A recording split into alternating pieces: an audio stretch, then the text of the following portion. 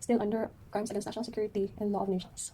Article 115 expressly provides that the conspiracy or proposal to commit the crime of treason shall be punished respectively. This means that even proposal alone is already punishable. What are the elements of proposal to commit treason? There is a war in which the Philippines is involved. At least one person decides to either levy war against the government or adhere to the enemies and give them aid or comfort, and that the person proposes its execution to some other persons. Now, if the proposal is accepted, it ripens into conspiracy. Thus, in the crime of conspiracy to commit treason, it requires that there is a war in which the Philippines is involved. Two or more persons agree to either levy war against the government or adhere to the enemies and give them aid or comfort, and they decide to commit it. Now, what if treason is actually committed? What is the effect of that? The crime committed is treason itself. The conspiracy or proposal is absorbed as a means of its commission. The two cannot be separately prosecuted. So again, if the proposal to commit treason is accepted, it ripens into conspiracy, which means the persons who conspire to commit treason are already punishable under the conspiracy to commit treason. Now, if that conspiracy is actually committed by the persons who agreed to do it, then the crime committed is treason itself, and the conspiracy or proposal cannot be separately prosecuted. Note that the two-witness rule does not apply to conspiracy and proposal to commit treason.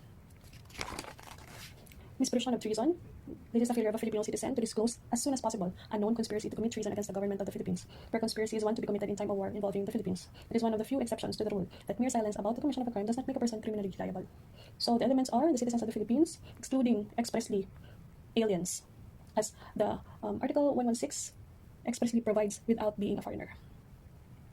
Second element, conspiracy to commit treason. The offender has knowledge of any conspiracy against the government. And third, such person conceals or does not disclose and make known the same as soon as possible to the proper authority.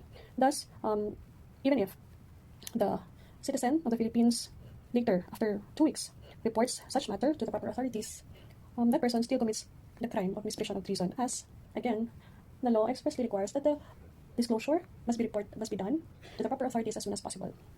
Now, we go to espionage under Article 117. Espionage is a gathering, transmitting, or losing information respecting national defense with intent or reason to believe that the information will be used to the injury of the Republic of the Philippines or to the advantage of a foreign nation.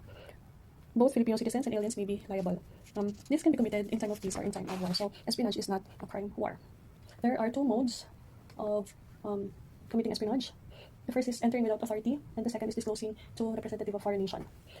The first mode, the offender enters any of the places mentioned: warship, fort, military or naval establishment or reservation, and he has no authority to enter.